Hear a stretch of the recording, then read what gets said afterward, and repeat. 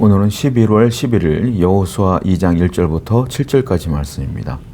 오늘 말씀은 여호수아가 하나님 말씀을 듣고 요단강으로 이제 진격하기 전에 시딤에서 정탐꾼 2명을 먼저 보내봅니다. 그러니까 말씀을 실천하는 여호수아의 모습을 볼 수가 있죠. 근데 그 두 정탐꾼이 기생 라합의 집에 머물다가 발각이 되어져요. 근데 그 발각이 되어지고 그 군사들이 쳐들어왔을 때, 그를 잡으러 왔을 때 라합이 숨겨주는 장면, 그 장면을 통해서 과연 믿음이 무엇인가를 오늘 본문에서는 이야기를 해주고 있어요. 한번 말씀을 통해서 볼게요. 1절입니다.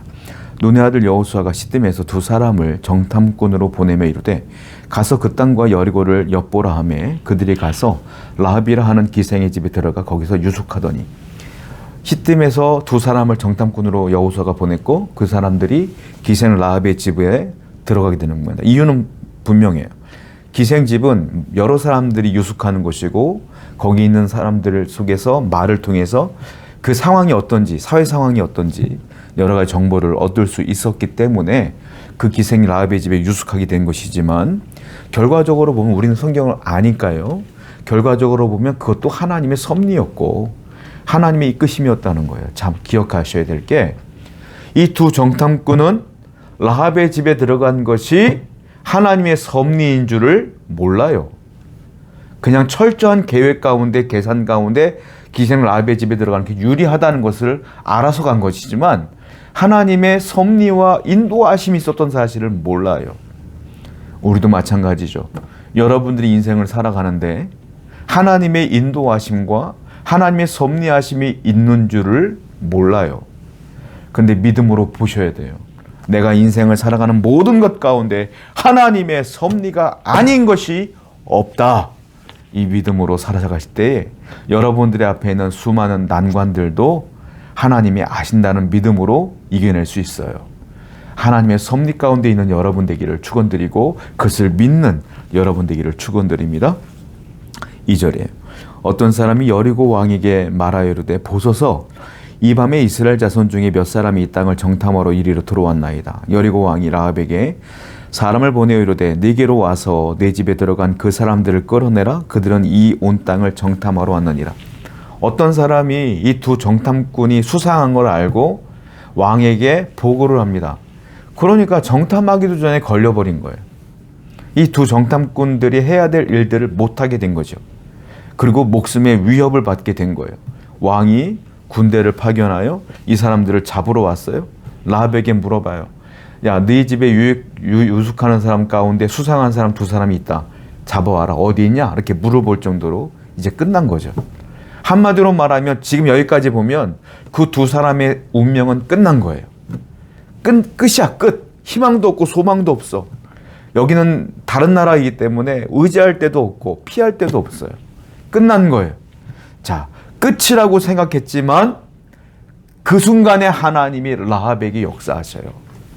라합이 그들을 숨겨주는 겁니다. 끝이었지만 끝이 아닌 거예요. 자, 우리 인생은 끝이라고 생각하는 순간에 하나님이 일하시기 시작해요. 끝난 것 같지만 하나님이 그때서부터 일한다. 이 사실을 기억하셔야 돼요. 성도는 끝이 없어요. 인생에 내가 생각했던 모든 방법을 동원하여 끝이라고 하는 그 순간에 하나님의 능력과 하나님의 역사하심이 그때부터 시작된다는 것을 기억하시기 바랍니다. 6절입니다. 그가 이미 그들을 이끌고 지붕에 올라가서 그 지붕에 버려놓은 3대에 숨겼더라. 이미 라합은 그들이 걸리자마자 지붕 위로 올라가서 숨겨놓았어요. 그리고서 모른 척하는 거예요. 자, 하나님이 라합을 통해서 일하기 시작했어요. 라합은 그 순간 선택을 해야 되는 겁니다. 자, 이 2 사람을 우리 왕에게 일러 바치는 게 맞는 것인지, 아니면 이 2 사람을 숨겨주는 게 맞는 것인지. 그런데 라합은 이미 많은 사람들로부터 소식을 들었어요. 이스라엘을 이끌고 있는 여호수아 장군, 그리고 모세, 그리고 그들에게 역사하신 여호와 하나님, 애국 군대를 쓸어버린 하나님, 수많은 가나안의 왕들을 쓸어버린 하나님에 대한 소식을 이미 라합은 들었어요. 그러니까 그 순간 선택을 해요. 내 목숨의 위협을, 내 목숨을 담보로 하여 하나님을 선택하겠노라라고 믿음을 선택해요. 여호와를 선택해요. 하나님을 선택해요. 자, 인생은 늘 선택의 기로에 있어요. 여러분들은 하루에 24시간을 살아가는데 수많은 선택을 해요. 내가 이 일을 할까 말까? 내가 이 일을 할 때 이걸 결정할까? 저걸 결정할까? 심지어 우리가 점심 먹을 때도 메뉴를 선택하잖아요. 내가 오늘 뭘 먹을까? 점심시간에 내가 무엇을 할까?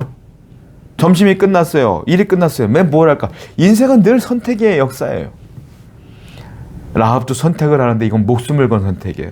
하나님을 선택할까? 아니면 내 목숨을 선택할까? 라합은 하나님을 선택해요. 믿음으로 선택해요. 하나님을 선택하는 순간 하나님이 그를 책임져 주시는 거예요. 여러분들도 늘 하나님을 선택하셔야 돼요. 하나님의 일인지 하나님의 일이 아닌지, 하나님의 일을 따르면 내가 손해볼 것 같아도 하나님을 선택하셔야 돼요. 그리할 때 하나님이 여러분과 함께 하실 줄로 믿습니다. 라합은 결국은 하나님을 선택한 거죠. 그리고 오늘 본문은 아니고 내일 본문인데요. 9절과 11절을 보게 되면 라합은 철저하게 계산한 뒤에 하나님을 선택하는 게 아니에요. 뭐예요? 말씀을 듣자마자 그 즉시 믿음의 선택을 한 거예요. 계산하고 선택하는 건 선택이 아니에요. 믿음으로 선택하는 건, 그 즉시 선택하는 것은 하나님께서 보시기에 믿음으로 하는 거예요. 하나님은 믿음의 선택을 요구하신다라는 겁니다. 이게 모든 것들이 우연처럼 보이는 것 같지만 제가 아까 말씀드린 것처럼 철저하게 하나님 섭리 가운데 운행되고 있는 거예요. 자, 성경에 많은 사람들은 이 라합을 어떻게 평가하냐면 히브리서 11장 32절에 이렇게 표현하고 있어요. 믿음으로 기생 라합은 정탐꾼을 평안히 영접하였다. 이렇게 말하고 있어요. 그러니까 라합이 이 모든 행동들은 믿음의 행동이다라고 히브리서 기자는 평가하고 있는 겁니다. 야고보서 2장 25절도 마찬가지예요. 행함으로 의롭다 하심을 받은 그 인물로 누구를 표현하냐면 라합을 표현하는 거예요. 믿음은 뭘까요? 믿음은 믿습니다 하고 끝나는 게 믿음이 아니에요. 믿음은 개념이 아니에요. 믿음은 관념이 아니에요. 믿음은 지식이 아니에요. 믿음은 뭡니까? 믿습니다 라고 고백했다면 믿음대로 행동으로 옮기는 거예요. 그게 행함이 있는 믿음이에요. 그제서야 믿음이라고 볼 수 있는 거예요. 라합은 머리로만 생각한 게 아니라 목숨을 걸고 믿음대로 행동했어요. 그래서 하나님의 은혜를 받은 겁니다. 성도 여러분, 우리도 오늘 믿습니다라고 끝나는 것이 아니라 라합처럼 행위까지, 행함까지 해나가는 믿음의 삶을 살아가는 여러분 되어야 될 줄로 믿습니다. 기도하겠습니다. 하나님, 수많은 선택 가운데 항상 라합처럼 우리 또한 하나님의 섭리를 믿으며 믿음의 선택을 할 수 있도록 인도해 주옵소서. 예수님의 이름으로 기도드렸습니다. 아멘.